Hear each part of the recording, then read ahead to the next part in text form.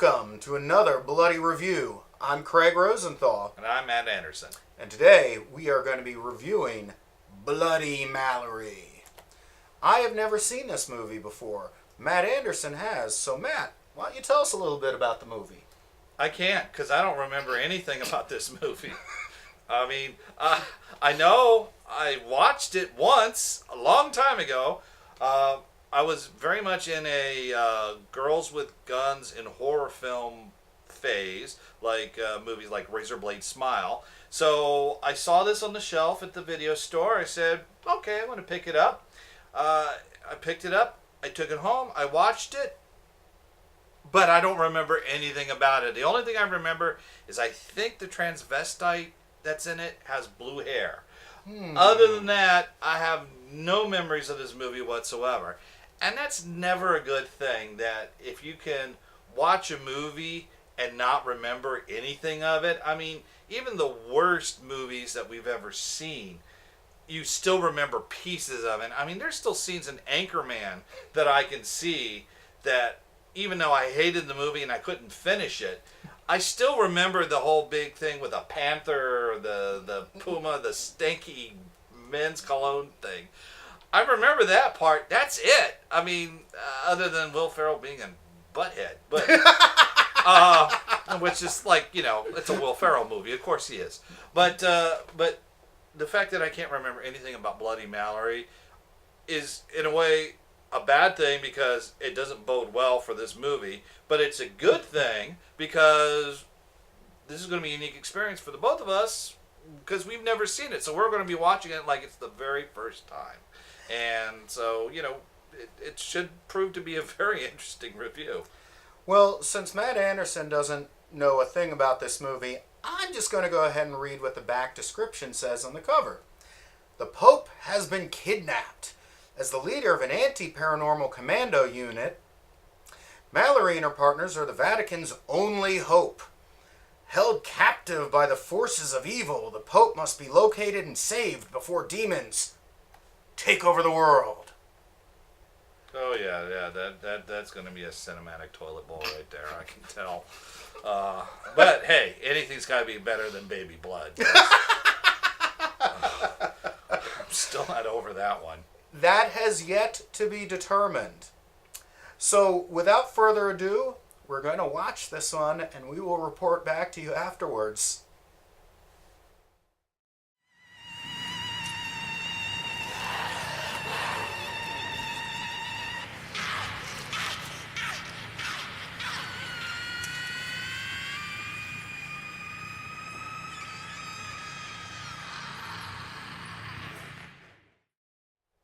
So, Bloody Mallory just wrapped up. Matt, what's your take on Bloody Mallory? Now I remember why I don't remember this movie. There is nothing about this movie that's good. It just is. It's awful. Not baby blood awful, but damn close to it. Oh man. I mean, I don't know what the French are thinking sometimes with these movies, because they're just, I mean, I understand now why I don't remember it, because the plot is predictable.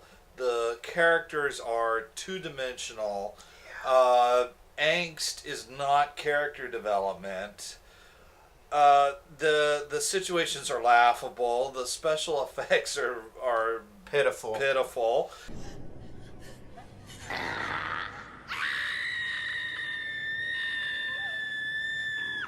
The story is just like a bad adaptation of a really bad comic book.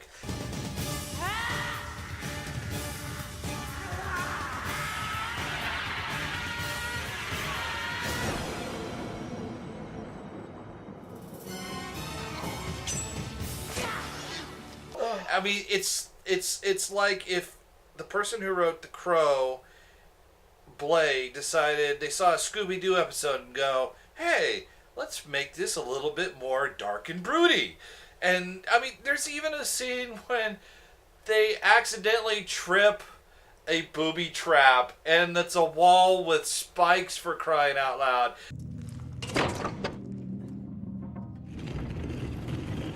Bravo!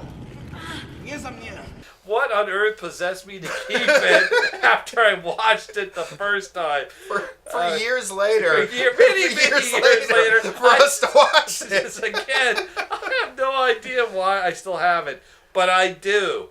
And you know what? If you want it, we will autograph it and send it to you. You just gotta pay for postage. When you see a French film, you expect nudity. You expect scandal. You expect something salacious and yet artistic, you know. And no.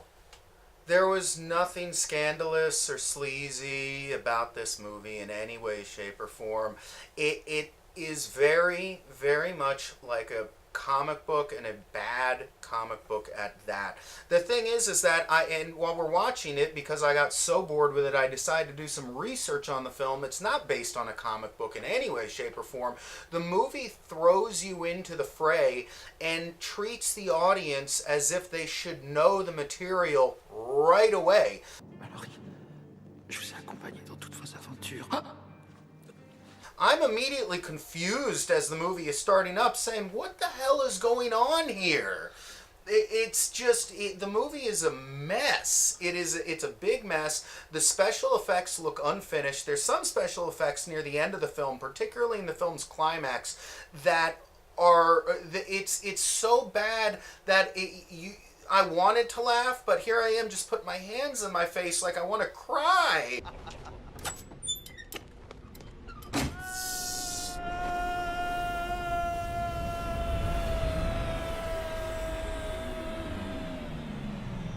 I was reading some articles where they're comparing it to Buffy the Vampire Slayer and Xena. This is nothing like that. You can't compare this movie to those in any way, shape, or form. I'm not even a Buffy fan, and Buffy is a million times better than this. Xena, in all of its hokey gloriousness, is a million times better than this. To compare those two things to this movie is like a slap to the face to those people that created that.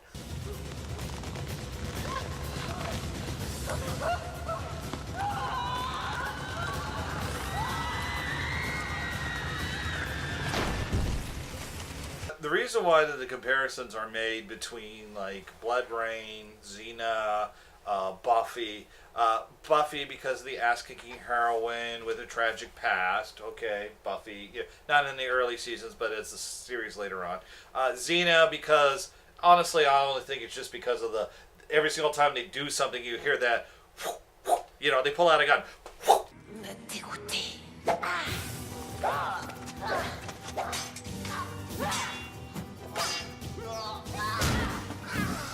And in the Blood Rain comparisons, since they both, I guess when you're doing the research, because what else are you going to do when you're watching Bloody Mallory but research something else? During the research, didn't your research show that they came out right around the same time? Yeah, Blood Rain, the first video game, was released in the latter part of 2002, and this was also released in 2002. And it's been a few years since I've played any of the Blood Rain games, but the lead character of Mallory and Rain, they have some glaring similarities in just the way they look.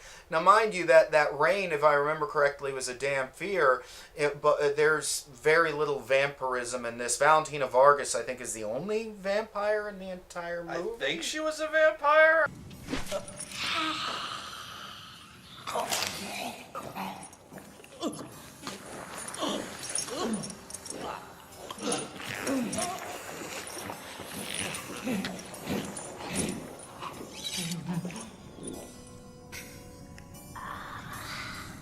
Yeah. Speaking of evil, okay.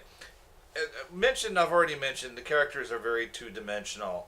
Mallory, she's either angry or she's angry. Once in a while she gets a little romantic for her douchebag of a husband. Yet another French film where all the men in the movie are pretty much douches. Yeah. Then there's Vena Cava, who is a transsexual, who, again, just like Baby Blood, LGBTQ people, do not watch this movie because you will be insulted. Because poor Vena Cava gets I have to use the word. She gets shit on constantly. Oh, mais que fait ici cette créature transsexuelle? Va des rétros, pécheresse! C'est vous qui vous promenez en robe blanche, Mother Superior. Talking Tina. Yes, there was a Talking Tina. They tried to have a tribute to the Twilight Zone, which in itself is jarring for a movie like this. There is a mute psychic little girl who is called Talking Tina. Right.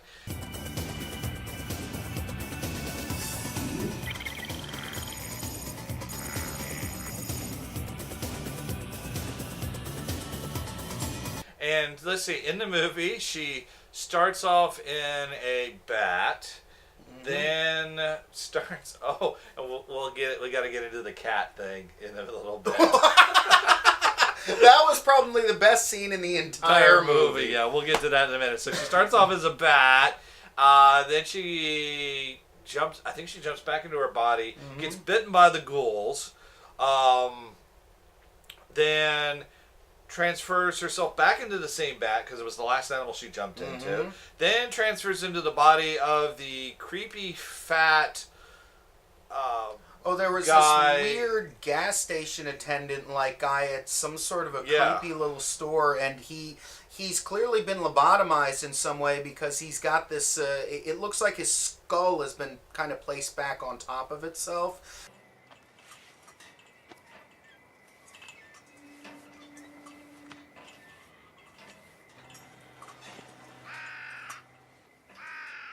The reason why we mentioned the cat is because you explain it. You explain it. In the first 5 minutes of the movie, they've introduced the whole entourage, the squad, or the what were they called in the movie?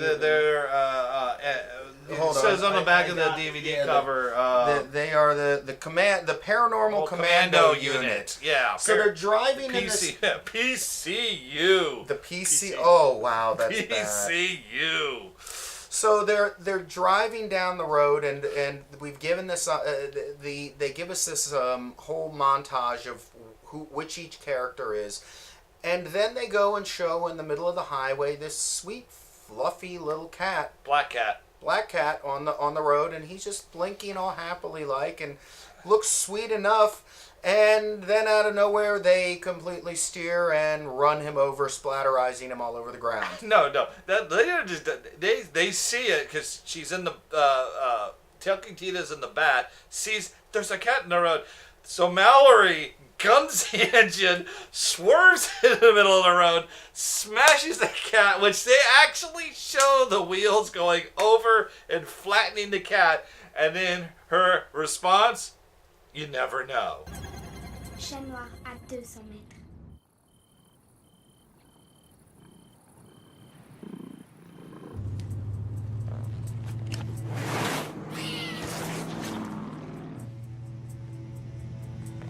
On sait jamais. And then we get a callback to that joke at the very end. It's like the whole movie was set up for that ridiculous punchline. You never know. And you never know what you're going to get. But we know now the Bloody Mallory is bloody awful. That's a fantastic way of putting it. It's bloody awful. Oh.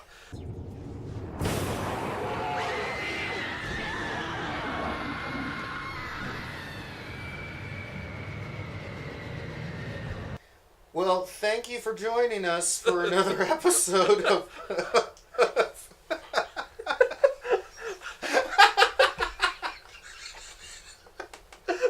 I'm sorry,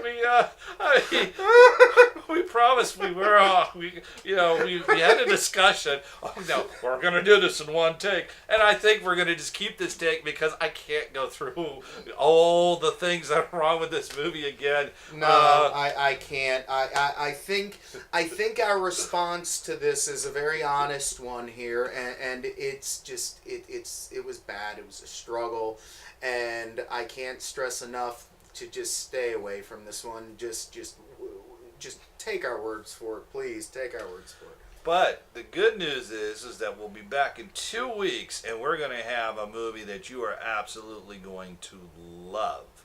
And we love it. We've already discussed it. And I will tell you right now, it's somewhere in this room, so you might be able to figure out what it is.